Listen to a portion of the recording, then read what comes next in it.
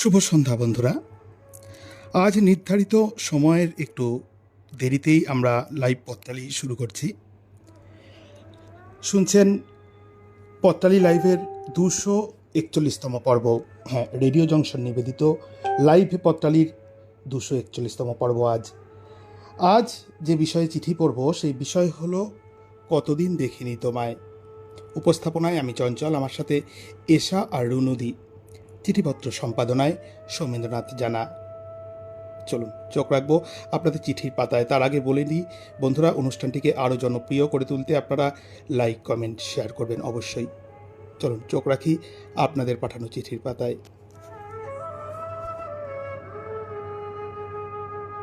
প্রথমেই পড়ব আমাদের এক নতুন পত্রবন্ধুর চিঠি। নাম বৈশালী বিশ্বাস, বালি, হাওড়া থেকে চিঠি লিখছেন। বলি, একটু দাঁড়াও, হাঁটতে হাঁটতে ক্লান্ত। বড় বড় পাগুলোর পেছনে কতদূর হাঁটতে পারে আর। জল ট্যাঙ্কির সেই ছোট্ট বনে যাব বলেই এত কাণ্ড। এত সকালে ঘুম ছেড়ে দৌড়তে কার ভালো লাগে। ট্রেনটা যেদিন স্টেশনে রেখে গেল ঠিক সেদিন থেকে সবুজ ক্ষেত, দাদান, ঠাম্মি, আম গাছ আর ওই সবজি পাখিকে আর দেখিনি সে। তারপর একদিন বাবা বললেন, চল মর্নিং ওয়ার্কে যাই।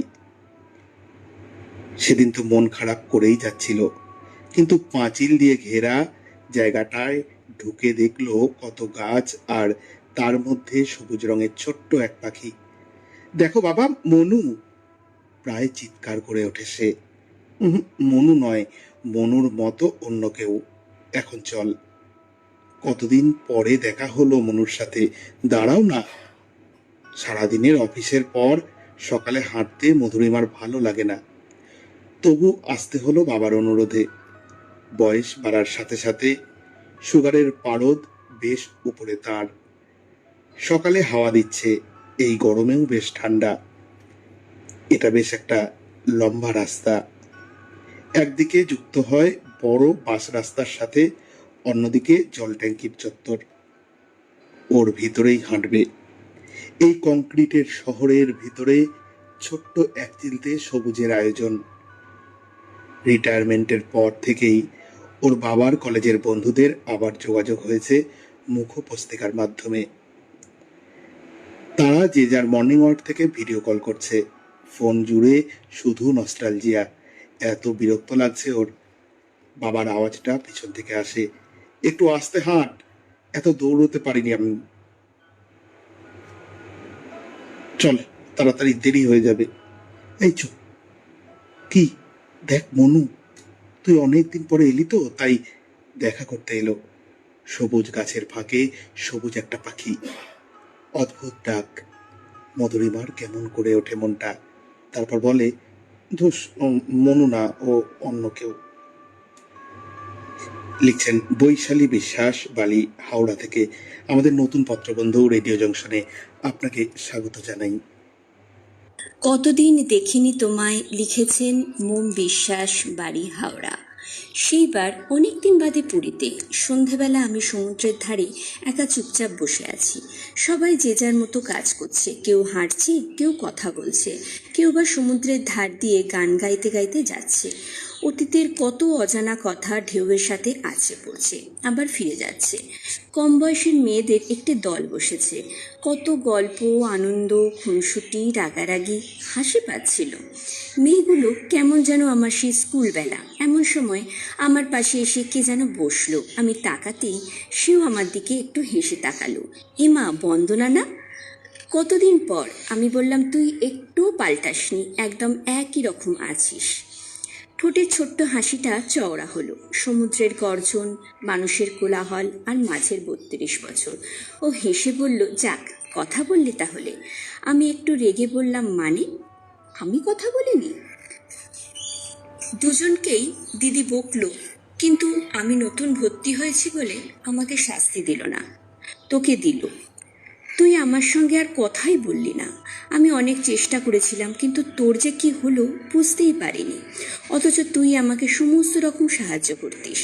তুই অন্যের মাধ্যমে ঠিক খোঁজ নিতিস, যে হোমওয়ার্ক করেছি কিনা, টিফিন খেয়েছি কিনা। তারপর তো সব বলবো। আগে বল, কেমন আছিস? তুই কি করছিস? থাকিস কোথায়? ও আরও হেসে ওঠে। হঠাৎ দেখি মেয়ে পেছন থেকে ধাক্কা মেরে বলছে, কি দেখছো? আমি বললাম, জানিস, আমার ছোটবেলার স্কুলের বন্ধু বন্দনা, তার সাথে দেখা। মেয়ে বলল, তোমার স্কুলের বন্দনা? তুমি কলেজে পড়ার সময় সে সুইসাইড করেছিল? লিখেছেন মোম বিশ্বাস, বাড়ি হাওড়া।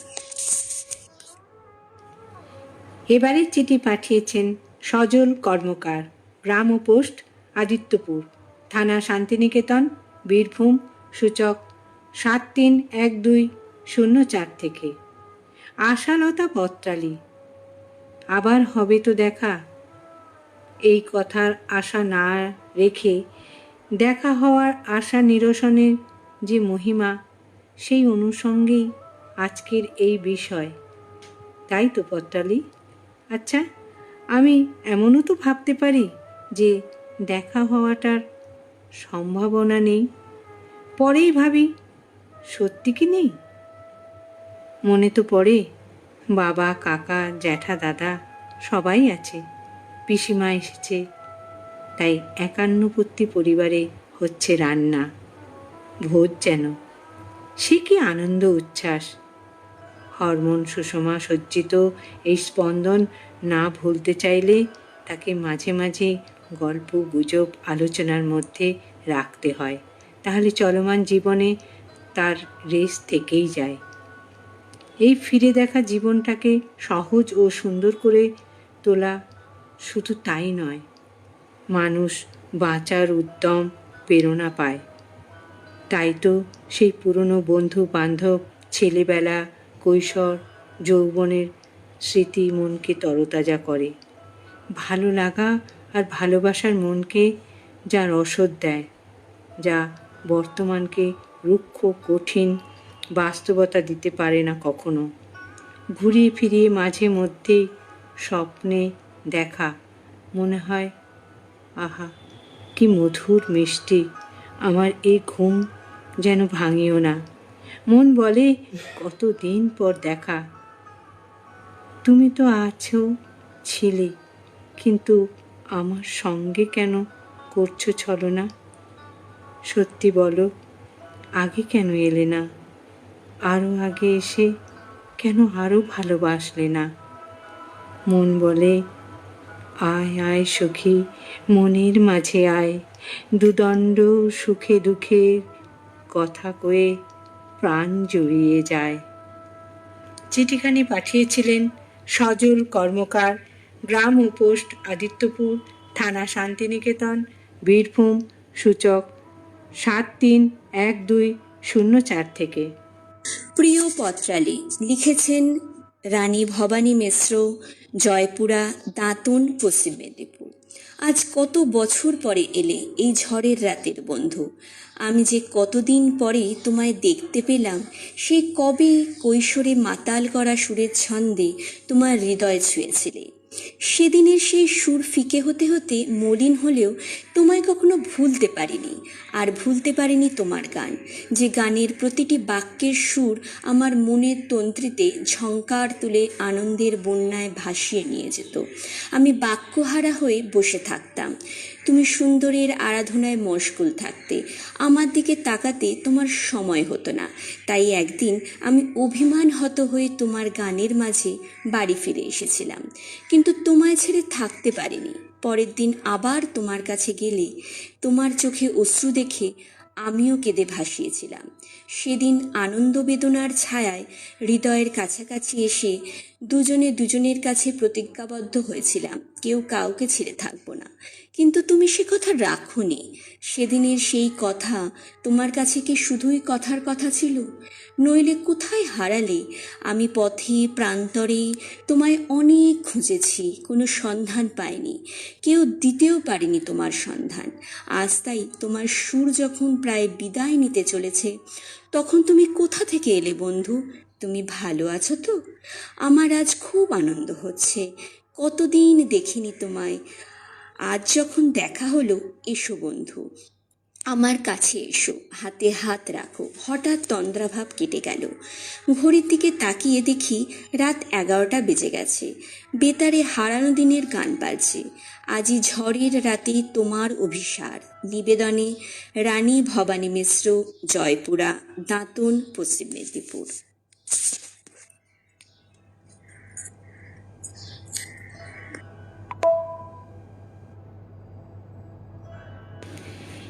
এবারের চিঠি পাঠিয়েছেন আশিস চক্রবর্তী, শ্রীকৃষ্ণপুর, ছোট শ্রীকৃষ্ণপুর, দাঁতন, পশ্চিম মেদিনীপুর থেকে। পত্রপিয়াসী পত্রালী। ভিড় বাসে কোনো রকমে একটি সিট ম্যানেজ করে দীর্ঘশ্বাস নিলাম। ফাল্গুন মাস, বসন্তকাল, বিকাল 5টা। বসন্তের মৃদু সমীরণে নিজেকে ভালো লাগছিল। জানলার ধারে বসে এক বয়স্কা মহিলা, চোখে চশমা, দেখতে অপূর্ব সুন্দরী, কিন্তু শুভ্র কেশবতী। ব্যাগ থেকে পত্রিকা বার করে পড়তে লাগলাম। পত্রিকা কেড়ে নিয়ে ভদ্রমহিলা বিস্মিত হয়ে বললেন, কিরে, তুই আমাকে চিনতে পারছিস না? আমি তোর এককালের ক্লাসমেট মানসী। লজ্জারাঙা হয়ে আবেগমথিত কণ্ঠস্বরে বললাম, কতদিন দেখিনি তোমায়। সত্যি পত্রালী, 4 দশক পরে দেখা হলো মানসীর সঙ্গে। মানসী বড্ড দুষ্টু মিষ্টি মেয়ে ছিল। মর্নিং ক্লাসে আমার পকেট থেকে বের করতো কাঁচা আম, ব্যাগ থেকে বার করতো ছুরি। তারপর টিফিন পিরিয়ডে চলতো একসঙ্গে আম খাওয়া। কখনো কখনো ভাজা তেঁতুল বীজ উপহার দিত। মনের অজান্তে হয়তো দুর্বলতা সৃষ্টি হয়ে গিয়েছিল। যাক, মাধ্যমিক পাশ করার পর কেটে গেছে কয়েক শতক। মানসীকে দেখে কেমন যেন স্মৃতিমেদুর হয়ে পড়লাম। অন্যমনস্ক আমাকে দেখে বলল, তোকে কেমন কবি কবি মনে হচ্ছে।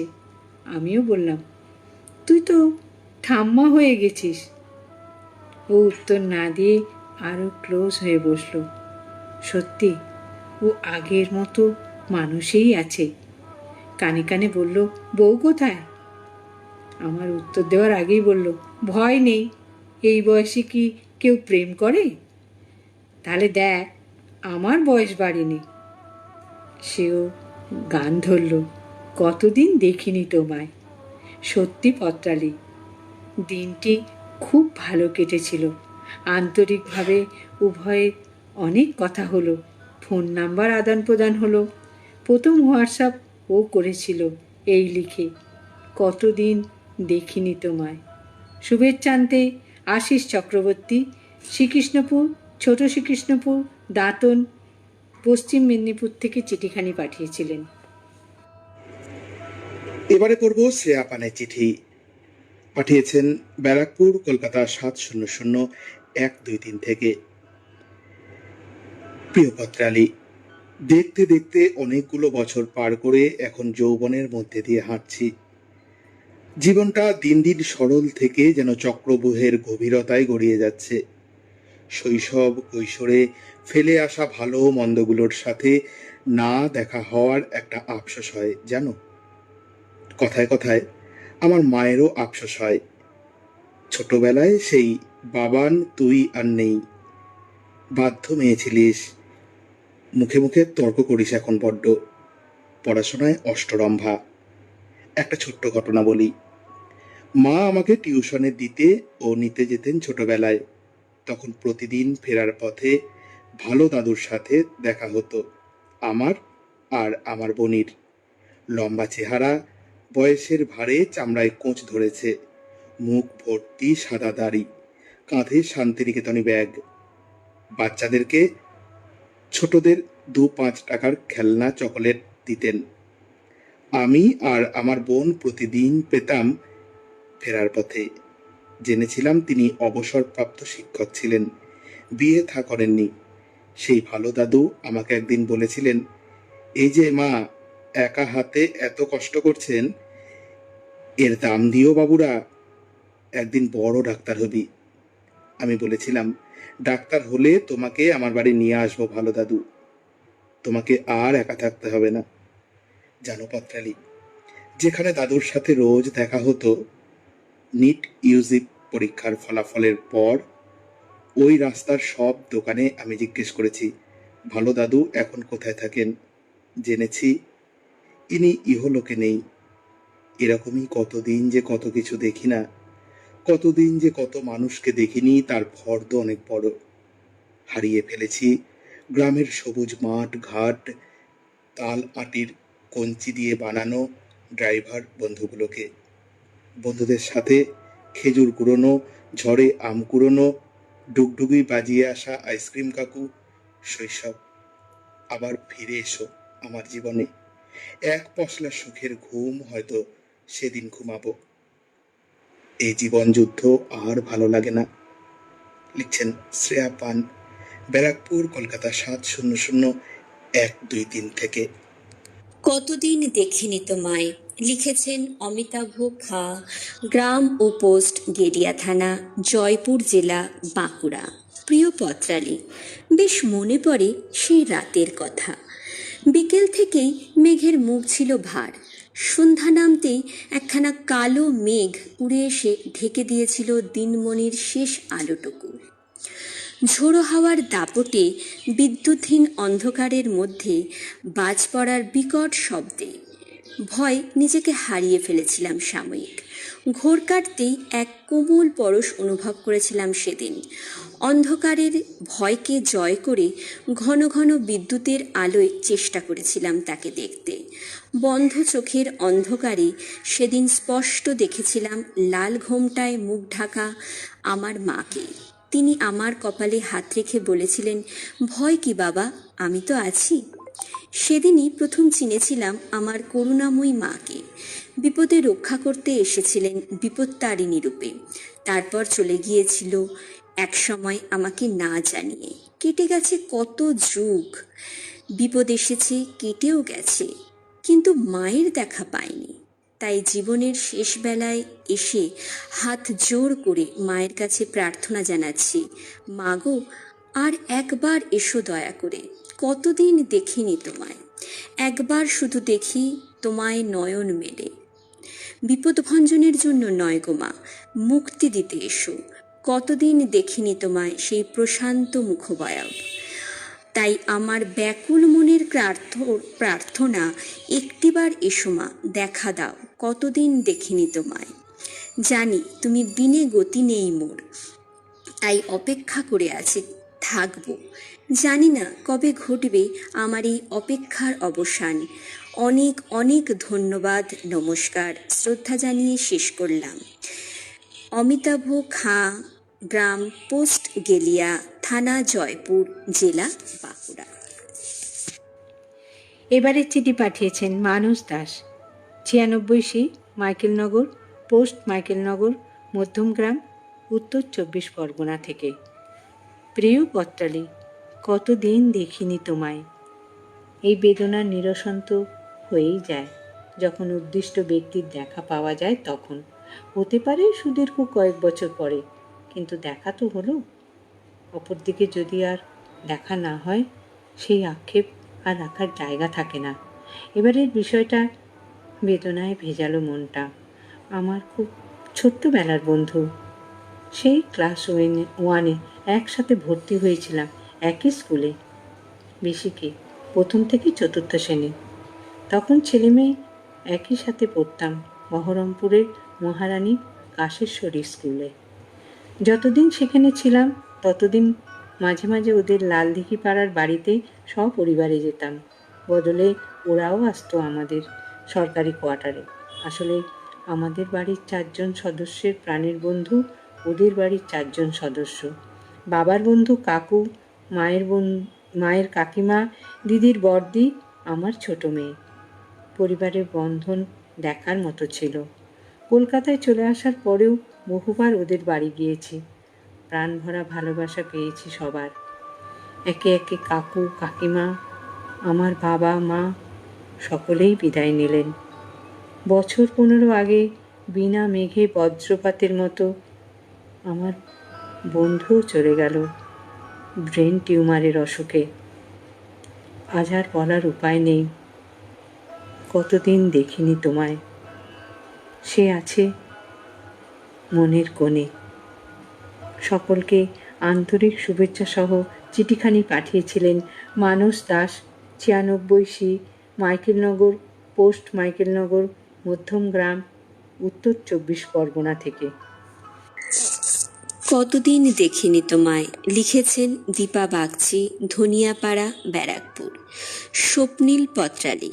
জীবনের যন্ত্রণাদায়ক সময় জীবনকে ভালোবাসতে বাধ্য করে স্বপ্ন, কিন্তু স্বপ্ন তুমি আজকাল দেখা দিতেই চাও না। কতদিন দেখিনি তোমায়। তুমি তো জানো আমি স্বপ্ন বিলাসী। শৈশবে ঠাকুমার পাশে শুয়ে পাখার বাতাস খেতে খেতে গল্প শুনতাম, আর ঠাকুমার মুখের লবঙ্গের গন্ধ আমাকে নিয়ে যেত ঘুমের দেশে। তুমি আমার দুচোখে ধরা দিতে, আর আমি কখনো ব্যঙ্গমের পিঠে চড়ে লাল কমল নীলকমলের মতো রাক্ষস মারতে বেরিয়ে পড়তাম, কিংবা বুড়ো আংলার হৃদয়ের মতো খোড়া হাসির পিঠে চড়ে পৃথিবী ভ্রমণ করতাম। কিশোরী বেলায় স্বপ্নে পৌঁছে যেতাম কবির বাউল কবিতার বাউলের কাছে। আবদার করতাম, ভুলিয়ে দিয়ে পড়া আমায় শেখাও সুরে গড়া, তোমার তালা ভাঙার পাঠ আর কিছু না চাই, যেন আকাশখানা পাই আর পালিয়ে যাবার মাঠ। যৌবনে তো স্বপ্ন লজ্জাহীন, আমার তখন গায়ে পুলক, চোখে ঘোর। স্বপ্নে হাজির হতো টল ডার্ক হ্যান্ডসাম প্রেমিক। চলতো দুজনে মিলে বকম বকম। তুমি চলে গেলেও সেই রেশ মনের থেকে যেত। জীবন সায়ান্নে নিদ্রাহীন রাতে তুমি মাঝে মাঝেই দুঃস্বপ্ন হয়ে দেখা দাও, কিন্তু আমি তো তোমার হাত ধরে বাঁচতে চাই। স্বপ্ন ছাড়া কে বাঁচতে পারে? এখন আমার স্বপ্ন, আমার মৃত্যু, আমার প্রেম সব একাকার হয়ে গেছে। শেষবেলায় আমার ইচ্ছে হয় তুমি বলবে আমার সঙ্গে চলো, চলো ভেসে যাই দূরে কোনো স্বপ্নের দেশে। স্বপ্নের হাত ছেড়ো না বন্ধু পত্রালী। শুভেচ্ছান্তে দীপা বাগচি, ধনিয়াপাড়া, ব্যারাকপুর। এবারে চিঠি পাঠিয়েছেন রূপা রায়, রেলপার্ক, রিষড়া থেকে। বিয়ের পরে খুব বাবা মায়ের কথা মনে পড়ত। তাদের শাসন আদর সব কিছু মনটাকে ভীষণ নাড়া দিত। মন জুড়ে থাকতো আমার বড় হয়ে ওঠার ওই ভালোবাসাটা। আমার জানলার কোণটা, যেখান থেকে দেখতাম দূরের পুকুরটা, কৃষ্ণচূড়ার সেই ফুল ভরা গাছটা, সূর্য ডোবার রক্তিম আভা। মন বলে উঠত, কতদিন দেখিনি তোমায়। করোনা মহামারীর সময় গৃহবন্দী থাকায় বহু মানুষের থেকে দূরে থেকেছি। শহরের অলি গলি, হকারের দরদাম, রোল মোগলাই ভাজার গন্ধ সব কিছুর থেকে থেকেছি অনেকটা দূরে। মন কেমন করত। ভাবতাম কতদিন দেখিনি তোমায়। এখন সন্তান বড় হলো, পড়াশোনার জন্য হোস্টেলে থাকে। ওর জন্য মনের ব্যাকুলতা বাড়ে। মন বলে কতদিন দেখিনি তোমায়। সন্তান বলে, মা এই তো 2 দিন হলো আমি এখানে এলাম। এইভাবে আমরা বেঁধে ফেলি ভালোবাসাকে, অনুভূতির সূক্ষ্ম রঙের কণাগুলিকে। চিঠিখানি পাঠিয়েছিলেন রূপা রায়, রেলপার্ক, রিষড়া থেকে। কতদিন দেখিনি তোমায়, লিখেছেন চন্দনা মুখোপাধ্যায়, কৃষ্ণনগর, নদিয়া। প্রিয় পত্রালী,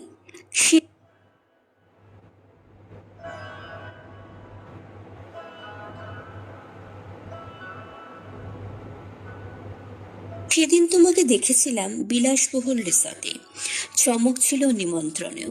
শীতের পড়ন্ত বেলায় এলাকার স্বনামধন্য চিকিৎসক মিত্র কাকু সস্ত্রীক এলেন বাড়িতে। সৌজন্য বিনিময়ান্তে দুজনে উঠে দাঁড়িয়ে জোড়হাত করে ভাইপোর বিয়ের নিমন্ত্রণ করলেন।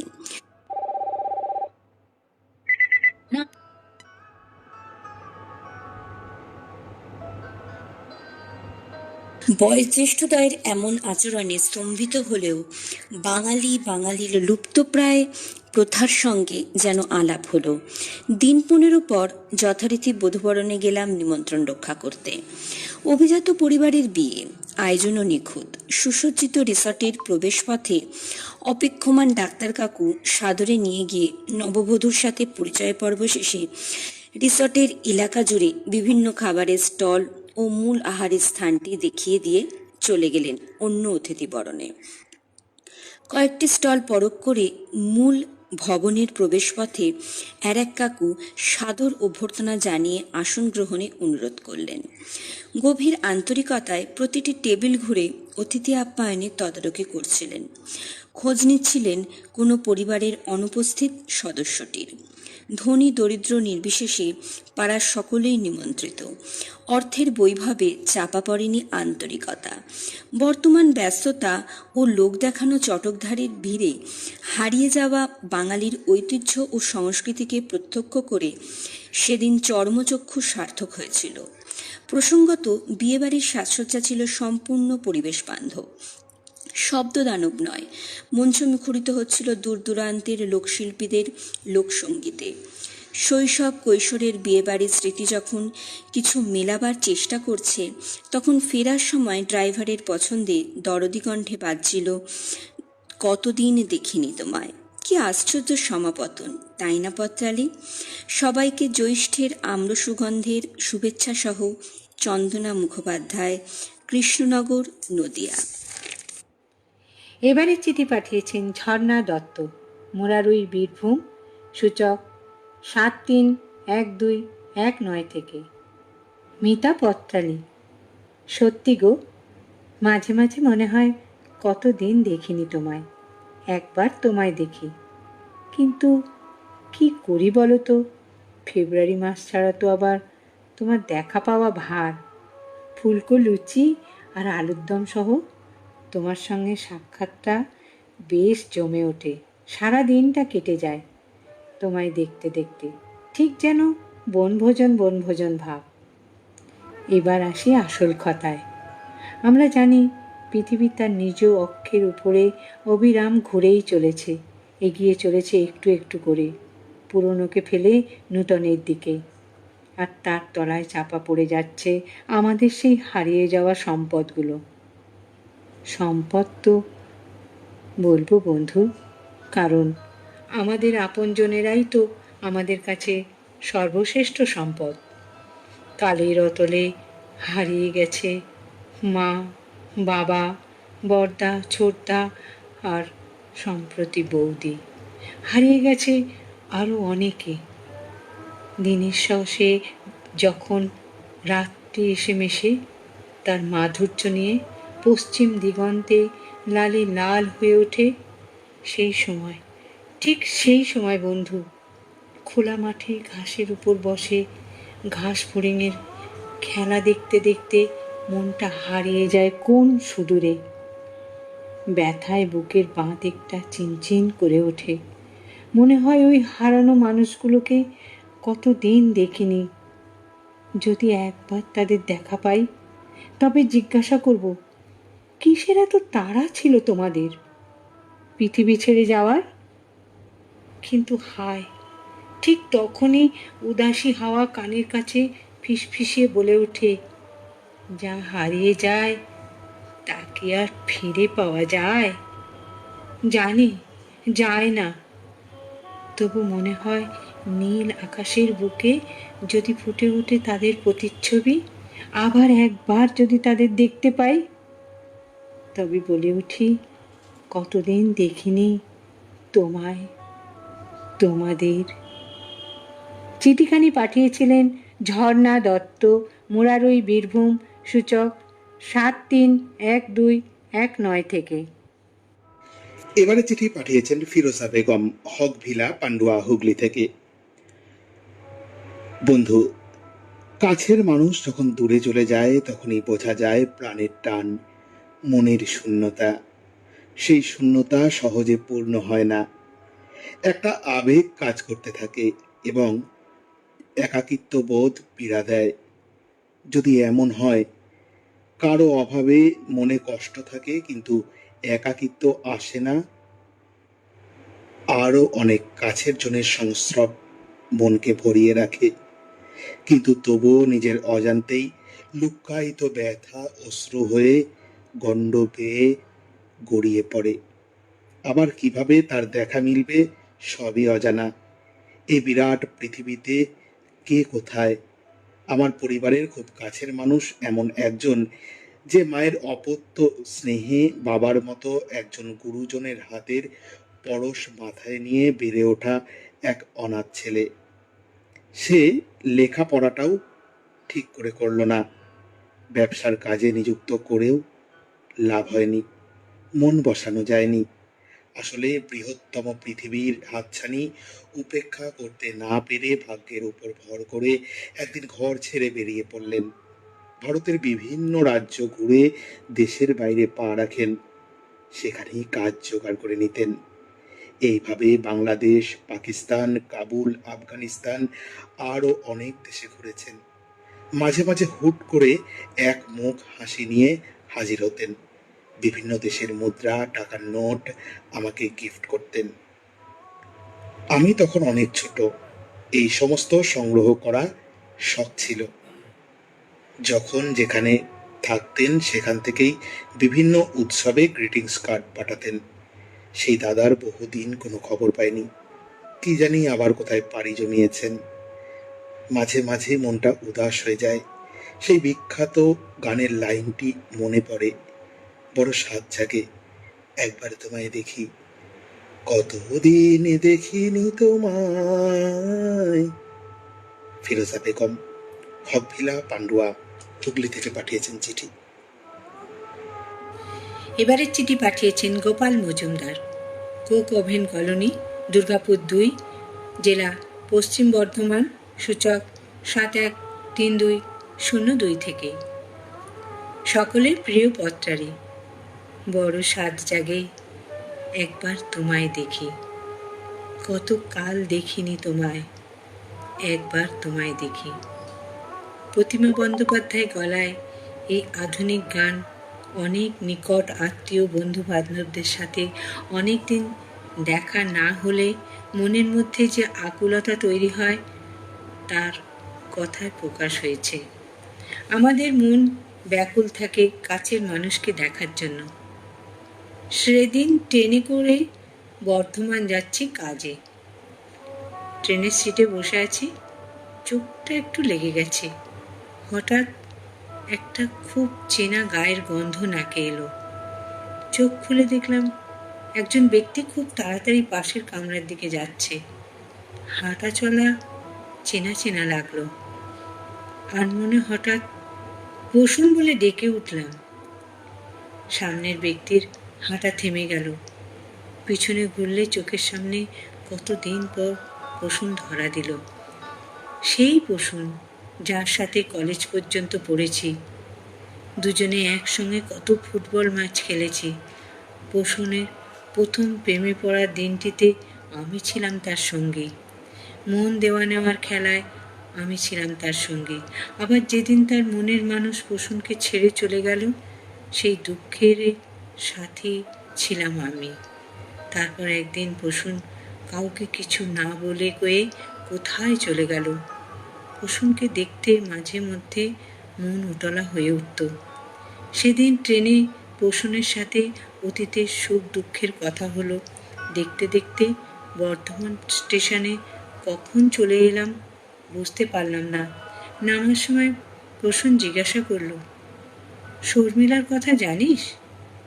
আমি বললাম, না রে। কিছুক্ষণ আমার দিকে তাকিয়ে থেকে আস্তে আস্তে সে ট্রেন থেকে নেমে গেল। তার চলার পথের দিকে তাকিয়ে মন যেন বলে উঠল, কতকাল দেখিনি তোমায়, একবার তোমায় দেখি।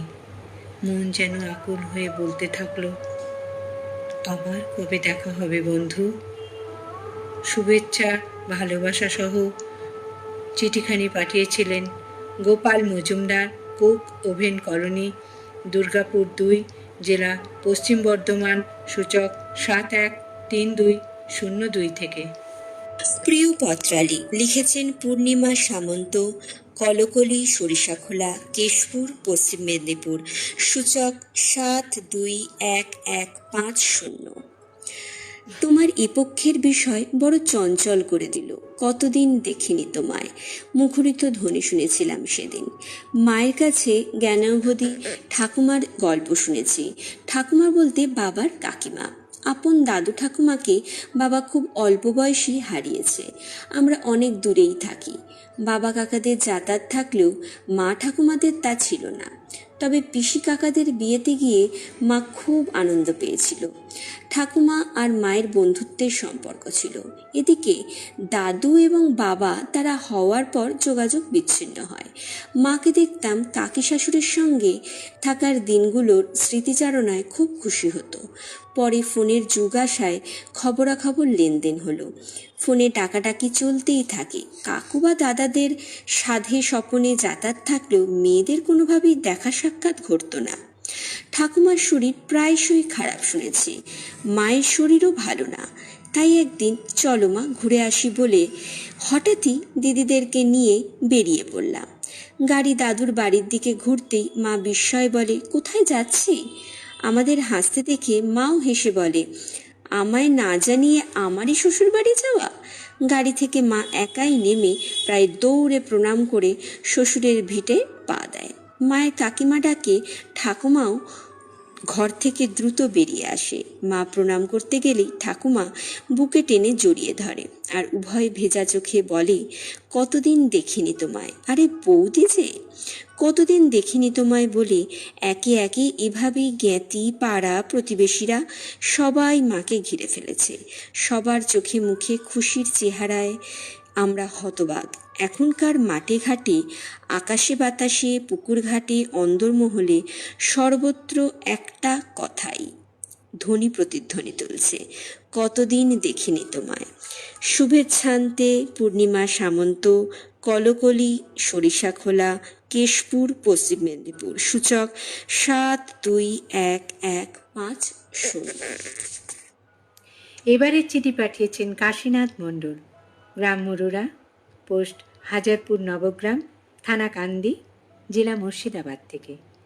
সুজন সাথী পত্রালী, দৈনন্দিন কর্মব্যস্ত জীবনের সিঁড়ি বেয়ে চলতে চলতে একটি একটি করে মাইল ফলক পেরিয়ে আজ মধ্য গগন সমাগত। হাজার সমস্যা সত্ত্বেও যখন একলা মনে থাকি, নির্জন অলস দুপুরে কিংবা রূপলি চাঁদের জ্যোৎস্নারাতে, মনের আরশিতে তখন ভেসে ওঠে সেই শৈশবের বন্ধু শ্রেয়ার কথা। কাজল নমিত নয়নে মায়া ভরা মুখখানি ছিল বড় মধুময়। আর সব বন্ধুদের সঙ্গে একসাথে পুকুরে সাঁতার কাটতে যাওয়া, পুকুরের পাড়ে বসে ঘটিং খেলা, সে ছিল সবচেয়ে মজার খেলা। একসাথে স্কুল যাওয়া, খেলতে যাওয়া, এইভাবেই সময় কেটে যেত। কাগজের নৌকো তৈরি করে জলে ভাসিয়ে দিলাম। একদিন নৌকোর উপরে সে আমার নামটি লিখে ভাসিয়ে দিয়েছিল। আমি বলেছিলাম, আমি যে নিরুদ্দেশে পাড়ি দেব শ্রেয়া। সে বলেছিল, না গো, ছেলেরা তো নিজ ভূমেই থাকে, আমরাই তো পরের ঘরে চলে যাই। এত আপন করে কথা বলা ওর মুখ থেকে সেদিন আমি প্রথম শুনলাম। লক্ষ্য করেছিলাম ওর মুখ অনুরাগের ছোঁয়ায় সিঁদুরের মতো লাল হয়ে গেছে। আমি ওকে কিছু বুঝতে না দিয়ে বললাম, ইস, সন্ধে হয়ে এলে যে, চল বাড়ি চল। আজ তুমি সত্যিই পরের ঘরে।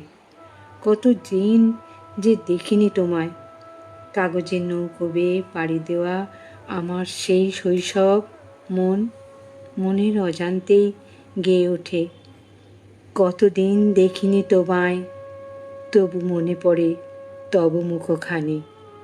চিঠিখানি পাঠিয়েছিলেন কাশীনাথ মণ্ডল, গ্রাম মুরুরা, পোস্ট হাজারপুর নবগ্রাম, থানা কান্দি, জেলা মুর্শিদাবাদ থেকে।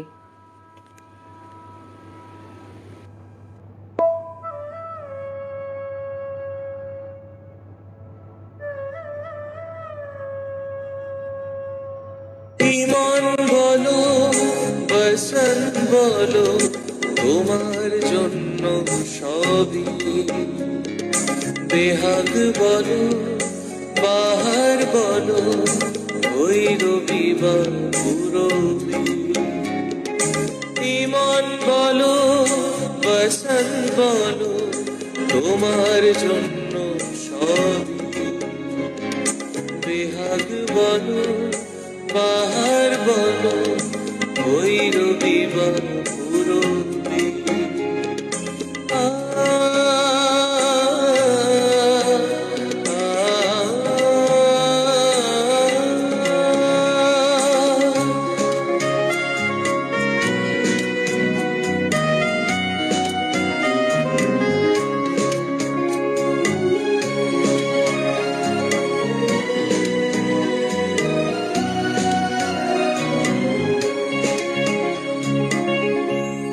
আমার জয় জয়ন্তী, তোমারই তো জয়।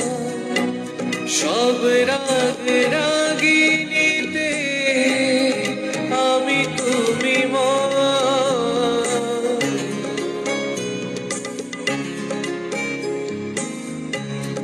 আমার জয় জয়ন্তী, তোমারই তো জয়।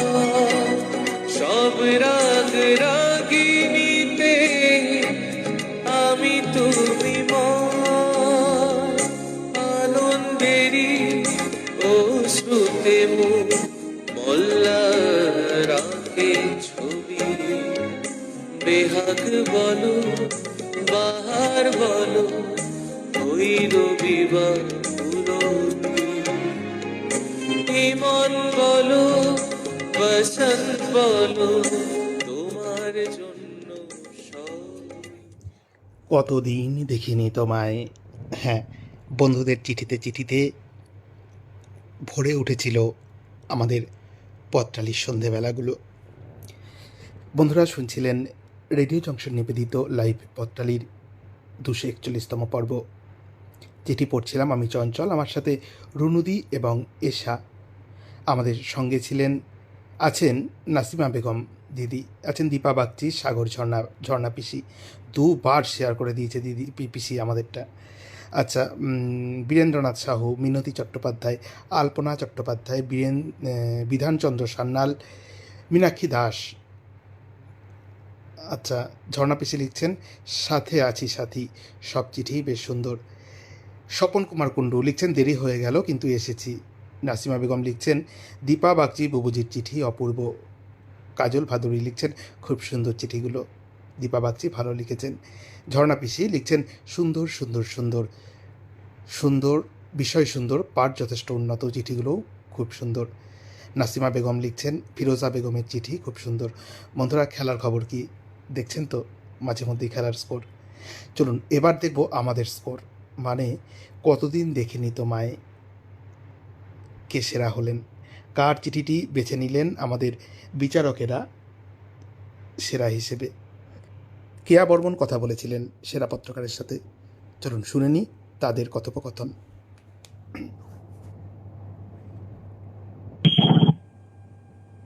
নমস্কার বন্ধুরা, কেমন আছো সবাই? উফ, যা গরম পড়েছে, তাতে তো বলতে ইচ্ছে করছে হে বৃষ্টি সুন্দরী, কতদিন দেখিনি তোমায়।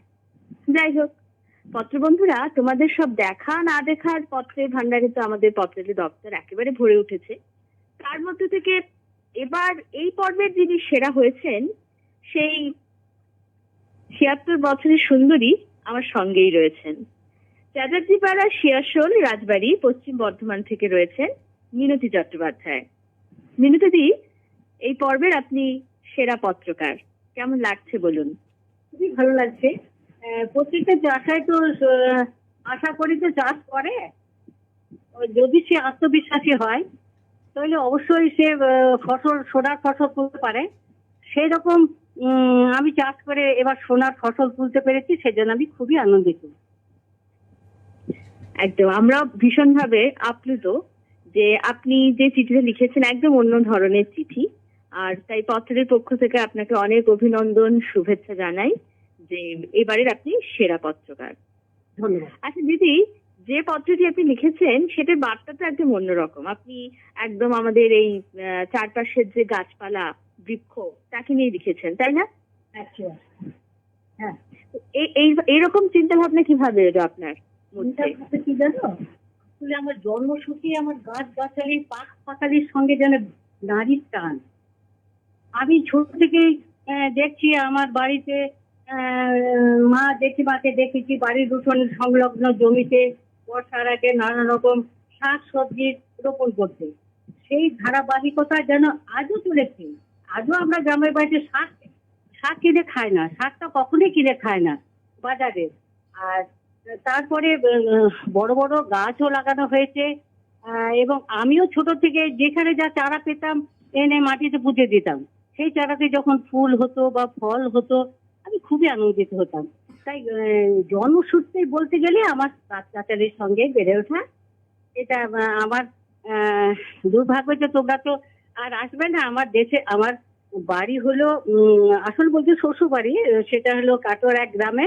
সেখানে যেমন গাছগাছালি পাখ পাখালি বাড়ির উঠোন বা বাড়ির ভেতরে, আবার ওখানে আমার রানীগঞ্জের বাড়িতে সেখানেও সেই রকমই উঠোন সংলগ্ন বিশাল বাগান। সেখানে কিচেন গার্ডেনও আছে, আবার বড় বড় মহিরুহ গুলো সমানে বিরাজ করছে। এবং আমি যেন সব সময়তে গাছ গাছালির কাছে গেলে শান্তি পাই। সংসারে তো নানা দুঃখ জ্বালা যন্ত্রণা। চঞ্চল তো জানি 2 বছর আগে ঘাটা আস্তে আস্তে মলমের জন্য একটু শুকিয়ে আসছে। কিন্তু আমিও গাছ, যখনই আমার মনটা খুবই খারাপ হয়ে যায়, আমার এক 57 বছর সঙ্গীকে যখন আমি হারিয়ে ফেললাম, তখন আমি গাছের কাছে চলে যাই। গাছতলায় দাঁড়িয়ে তাদের গায়ে হাত বোলাই যে তোমরা কত সহনশীল, হ্যাঁ, কেন তোমাদের মতো হতে পারে না। সেটাই গাছগাছালি করে গিয়ে যেন আমি খুবই শান্তি পাই। সেটাই আমাকে শান্তি দেয় গাছগাছালি। তাই আমার প্রতিটি চিঠিতে আমি চেষ্টা করি গাছগাছালির কথা রাখতে। আর এবার 5ই জুন দেখলাম যে এর মধ্যে 5ই জুনও পড়ে যাবে বিশ্ব পরিবেশ দিবস। তাহলে একটু গাছ নিয়ে লিখি, সেই ভাবনাটা মাথায় নিয়ে আমি গাছ নিয়ে লিখলাম। তারপর সত্যি করেই বলো বলো। হ্যাঁ হ্যাঁ, না বলুন, আপনি বলুন। হ্যাঁ, তারপর সত্যি করেই এখানে দেশের বাড়ির জমিতে এখনো যেটা অনাবাদি জমি, সেখানে কাঁঠাল, তেঁতুল, সেগুন, অর্জুন, মেহগনি, দেবদারু এবং প্রচুর বাঁশের বাগান রয়েছে। হ্যাঁ, সেই বাগানে আমি ঘুরে বেড়াই আমার বাড়ির বউটাকে নিয়ে। আমি বলি যে চলো না একটু ঘুরে আসি বাগানে, দিয়ে ঘুরে আসি। সবাই ভাবে এখানে যত গ্রাম তো ভাবে যে এবার কি দেখতে যাচ্ছ ঠাকুমা। আমি কেউ ঠাকুমা কেউ জেঠিমা, আমি একটু আমাদের বাগানটা দেখতে যাচ্ছি রে, গাছগুলো কত বড় হয়েছে। তারপর গিয়ে দেখছি ও মা, সেই কবে উনি গাছটা লাগিয়ে গেছেন, বছর 15 ভাবে ও মা এক গাছ তেঁতুলের শোটা ঝুলছে। সে যে কি আনন্দ! তেঁতুল খাওয়ার আনন্দ নয়, তেঁতুলটা পেকে গেছে, শোটা ঝুলছে, এত আনন্দ লাগছে। তখন গাছের গুঁড়িতে গিয়ে হাত বোলাচ্ছি যে এত নিঃস্বার্থ ভাবে তোমরা ফল দান করছো, আর আমরা তোমাদের কি দিচ্ছি। মুড়িয়ে গাছ ফলগুলোকে মুড়িয়ে নিয়ে চলে যাব। দরকার হলে ডালপালাগুলো আশেপাশের লোকগুলো যারা আছে একটু নিম্নবর্গের ডালপালা কেটে নেয়, কিন্তু তেমন ভাবে তো প্রতিবাদ করতে পারি না। কিন্তু খুব কষ্ট হয় যখন একটা গাছের ডাল কাটতে দেখি, আমার যেন মনে হয় যেন আঘাতটা আমার গায়ে লাগছে। এই আর কি। একেবারেই প্রকৃতির কোলে আপনার জন্ম এবং প্রকৃতির মধ্যে আপনি লালিত পালিত হয়েছেন। তাই প্রকৃতিকে এত কাছ থেকে আপনি দেখছেন, এখনো দেখছেন, এবং তার প্রতি আপনার এই যে আজন্ম লালিত ভালোবাসা, এটা কিন্তু আমাদের মুগ্ধ করে এবং অবশ্যই একটা শিক্ষণীয়। কারণ আমরা তো দেখি আমাদের এই বর্তমান প্রজন্মে যে গাছপালা আমরা প্রায় দেখি না। আগে যেভাবে গাছপালার বাড়বাড়ন্ত ছিল, এখন তো সেরকম ভাবে বৃক্ষরোপণ ব্যাপারটাই চলে গেছে। কাজে এই পরবর্তী প্রজন্মের কাছে যে কিভাবে এই বার্তাটা যাবে যে গাছ আমাদের যে কতটা উপকারী এবং গাছ না থাকার ফল যে আমরা প্রতিনিয়ত ভোগ করে চলেছি, এই বার্তা মানুষের মধ্যে পৌঁছে দেয় এবং তাদের শুভবুদ্ধির জাগরণ, সেটা বোধহয় আপনাদের মতো মানুষদের কাছ থেকেই আমরা শিখবো দিদি। আপনি খুব সুন্দর বললেন, খুব ভালো লাগলো যে প্রকৃতিকে নিয়ে মানুষ যে এখন এত ভাবে, প্রকৃতির মধ্যে যে থাকতে ভালোবাসে, এরকমটা আমরা সচরাচর প্রায় দেখতেই পাই না। আর তার কথা আপনি আপনার চিঠিতে ফুটিয়ে তুলেছেন, খুব ভালো লাগলো। তার মানে আপনার অবসর সময় তো বলাই যে একেবারে গাছগাছালির সঙ্গেই কাটে। একদম একদম। এটা তো 5ই জুন না, তোমার কিছু পেলাম না, আমাদের হারে কিছু চারা ফারা গেলি না, ব্লকে গেলি না চারা আনতে, ছেলেগুলোকে বকছি আমার ভাসুরকে, তারা বলছে যে কই যাওয়া হলো, এরা সব নিজের নিজের কাজে ব্যস্ত থাকে, আর আমিও তো এখন সেরকম পারি না। তখন আমি করলাম কি, বাগানে চলে গেলাম। জানো, বাগানে গিয়ে দেখছি উমা কি বেলের চারা, মানে বেল, আমাদের বাড়িতে বেল গাছ আছে, সে বেল খেয়ে বেলের চারাগুলো ফেলে দেওয়া হয়েছে। এত বেলের চারা বেরিয়েছে, সেই বেলের চারাগুলো আমি তুলে নিয়ে 5ই জুন আমরা না রে আজকে গাছ লাগা, সকলকে নিয়ে আমি সেই বেলের চারাগুলোকে লাগালাম। লাগিয়ে জল দিচ্ছে সেদিন থেকে। অবশ্য তার মধ্যে দেখছি কেউ মরে গেছে, বৃষ্টি তো তেমন হলো না, মরে গেছে কেউ, 2-1টা আবার বেঁচেও আছে। তবে সেদিন যে গাছগুলো লাগাতে পেরেছি এবং 2-1টা গাছ যে বেঁচে গেছে, সেটাই যেন আমার মনে হয় সার্থকতা জীবনের। আর বৃক্ষরোপণ তো মানুষের জীবনের অঙ্গ হয়ে ওঠা উচিত। আমরা এখন যে ফল ভোগটা করছি, এই যে গরম, হ্যাঁ, তার জন্য তো দায়ী আমরাই। একমাত্র গাছই তো পারে আমাদের ঠান্ডা রাখতে। বলো, সেকালে কি হতো? সেকালে কেন, আমাদের সবাই ছোটবেলাতেই যখন তখন মনে করো ইলেকট্রিসিটি ছিল না আমাদের গ্রামে, কিন্তু দুপুরবেলা আমরা করতাম কি, ওই গাছতলায়, খুব দুপুরবেলাতে এত গরম ঘরের মধ্যে, দালান ঘরে, তখন আমরা করতাম কি, গাছতলা গিয়ে বসতাম। কি চমৎকার ঠান্ডা হাওয়া। এখন তোমার এসিতে সে ঠান্ডাটা দিতে পারে না। আমরা গাছতলায় যে ঠান্ডাটা, যেমন আমার বাড়িতে 3-4খানা আছে নিম গাছ, নিম গাছের তলায় বসতে আমার হয়তো বললে অতি বলা হবে, নিম গাছের তলায় আমার টেবিল চেয়ার আমার ছেলে ঠিক করে দিয়েছে ওখানে রানীগঞ্জের বাড়িতে। তো সেখানে নিম গাছের তলায় বসে লিখতে আমি খুব ভালোবাসি। এই রোদ গরম, আমার নাতি বলে দিদি তুমি বাইরে বসে লিখছো, রোদে যাবো না বাবা, আমার খুব ভালো লাগছে, দেখ নিম গাছের হাওয়া আসছে, সেখানে আমি লেখালেখি করি নিম গাছের তলাতে বসে, লেখা পড়া। বা আবার যারা আসে তারা ওইখানটায় বসে থাকতেও ভালোবাসে। আমি চট করে ডাইনিংয়ে চলে যাই না, আমি সেখানে বসেই গল্প করি গাছতলায়। গাছতলা আমার খুব ভালো লাগে। প্রকৃতিকে একদম নিজের ঘর বাড়ি বানিয়ে নিয়েছেন, প্রকৃতি আপনার পরিবার, আর প্রকৃতির মধ্যে থেকে আপনি নিজেকে খুঁজে পান। খুব ভালো, কিন্তু প্রকৃতির সঙ্গে একেবারে মিলেমিশে আছেন আপনি। আচ্ছা দিদি, আর অবসর সময় তাহলে প্রকৃতি বাদ দিয়ে আর অন্য কিছু নিয়ে কি চিন্তা ভাবনা করেন? এই বয়সে, এই মুহূর্তে, এই বয়সে আমি অবসর সময়ে বই এবং আমার বাড়িতে 2টা খবরের কাগজ নেওয়া হয়, বহুল প্রচারিত খবর কাগজ একটা থেকে, তার মধ্যে আরেকটা থাকে, 2টো পেপার আমি চেষ্টা করি।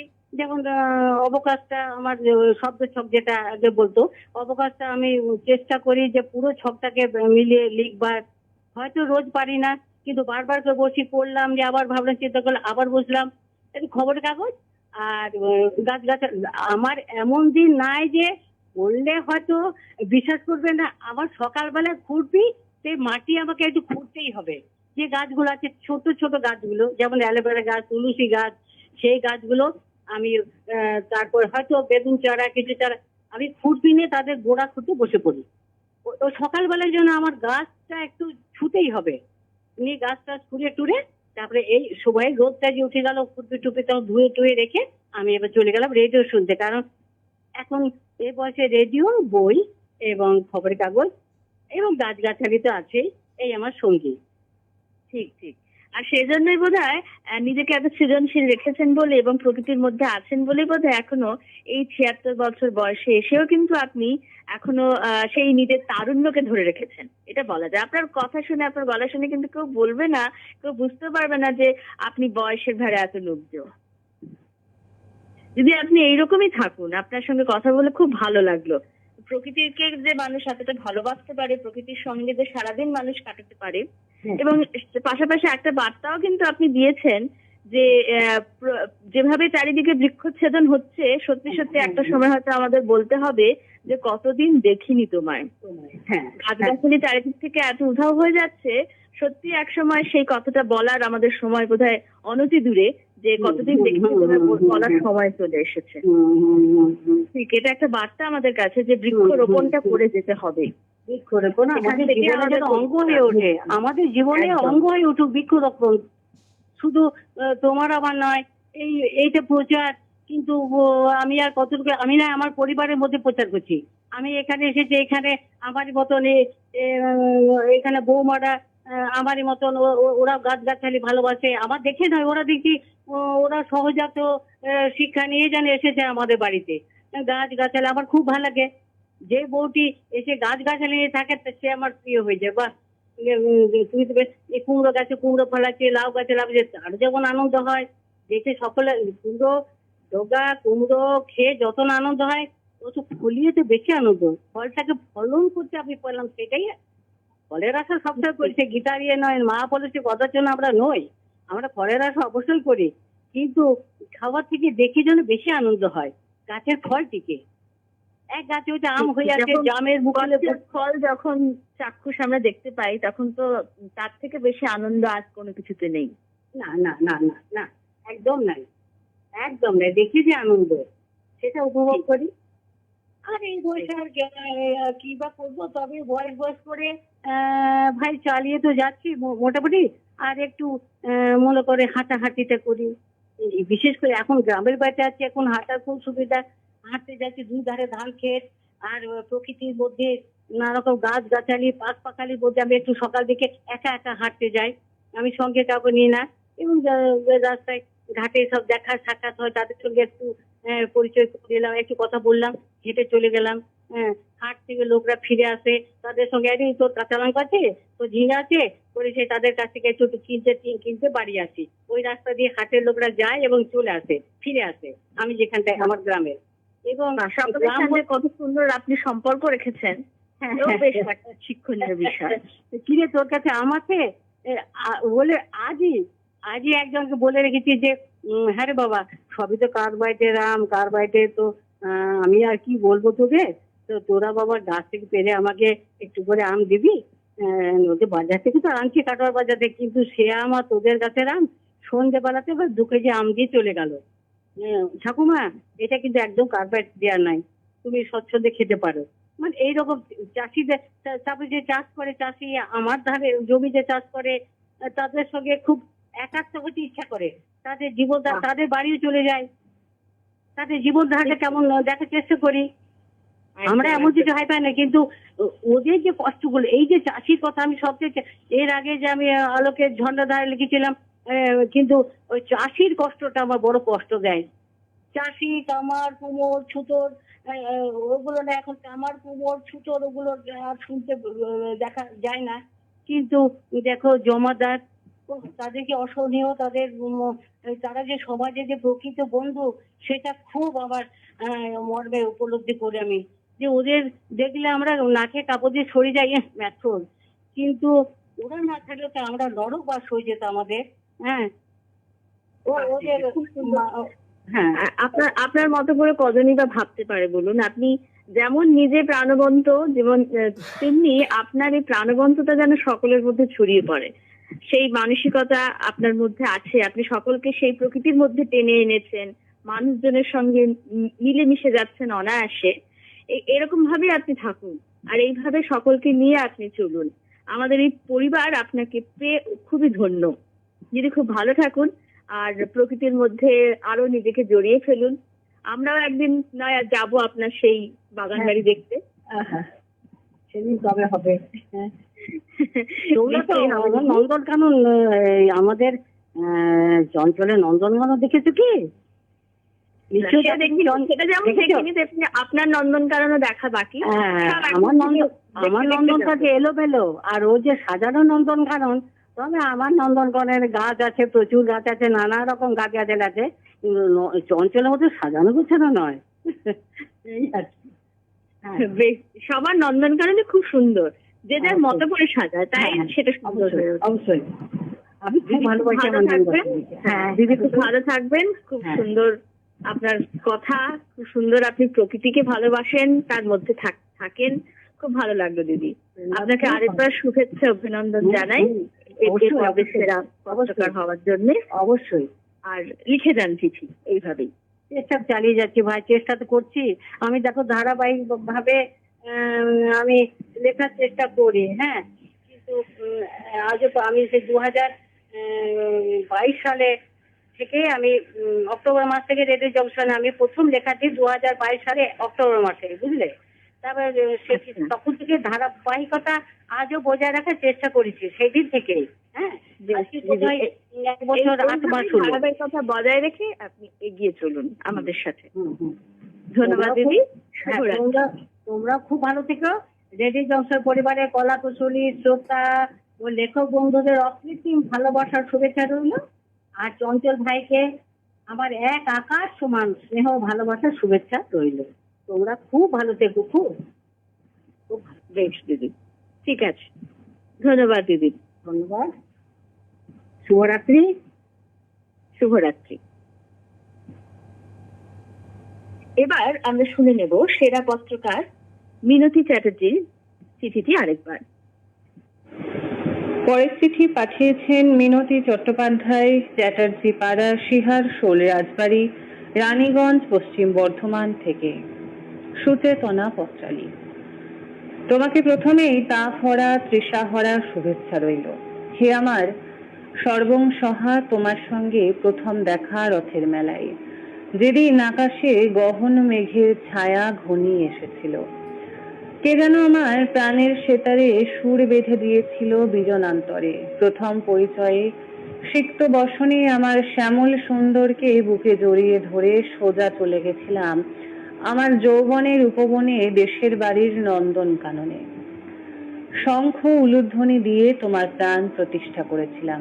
ঠিক তারপরে দীর্ঘ অদর্শনে আমি আশঙ্কায় ছিলাম তোমার শরীর স্বাস্থ্য চিন্তা করে, যতই তুমি সর্বংসহা হও না কেন। কেবলই মনে হতো কতদিন দেখিনি তোমায়। অন্তরে তীর ভাঙা ঢেউ অনুভব করতাম।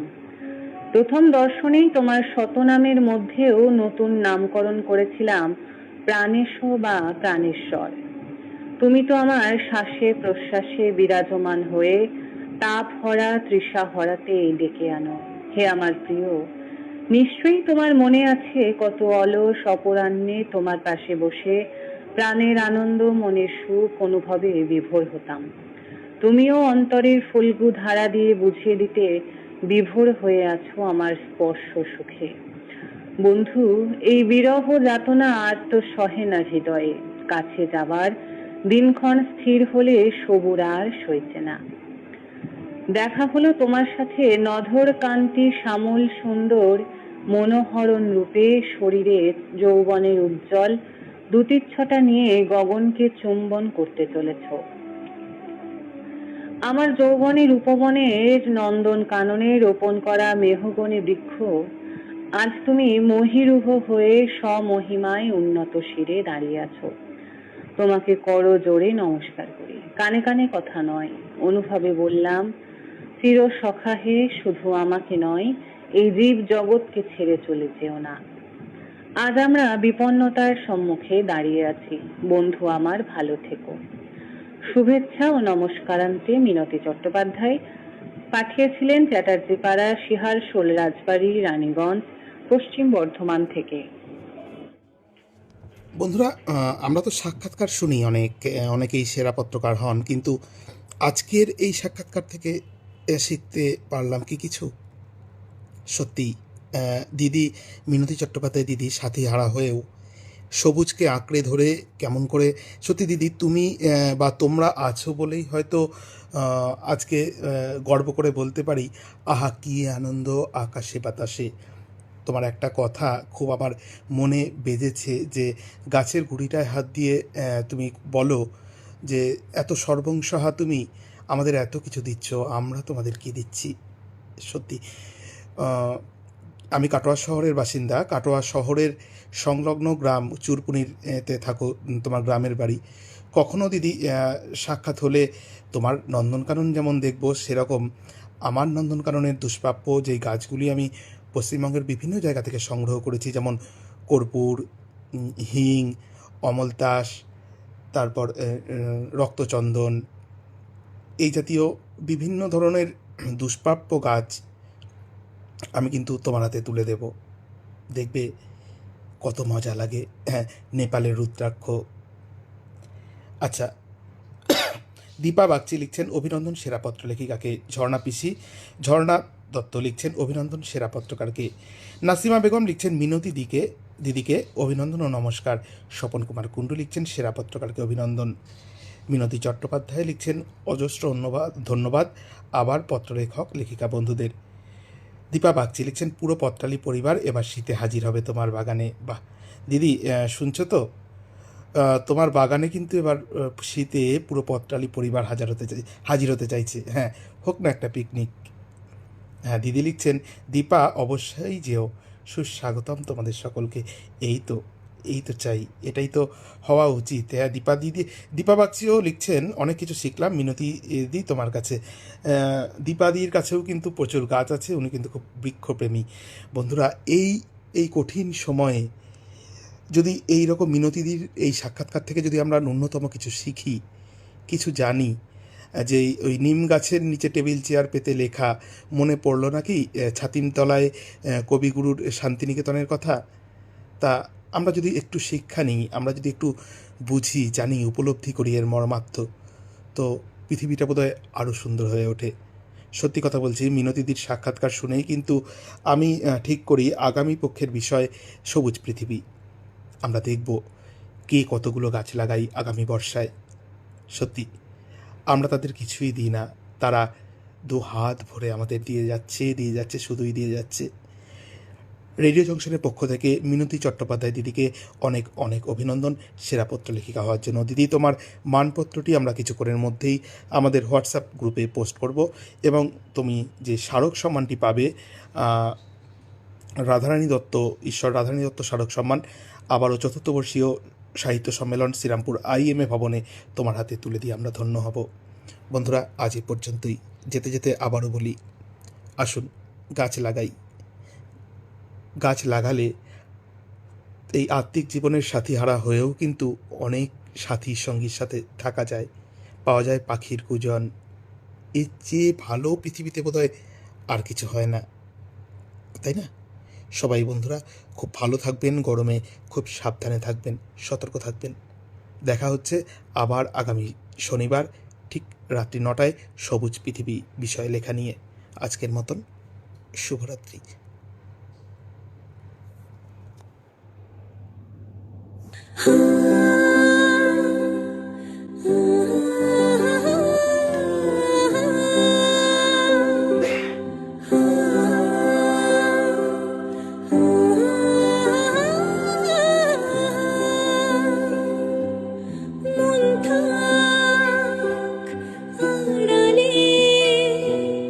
মাঝে মাঝে ছুটতে আসা,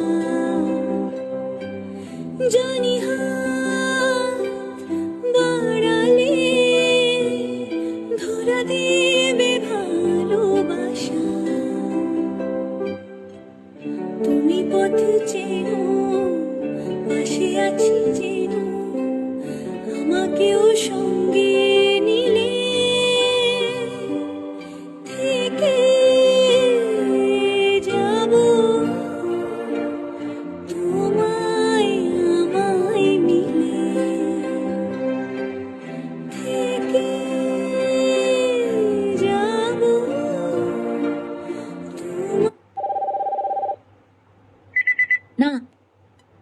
তোমায় মিলে।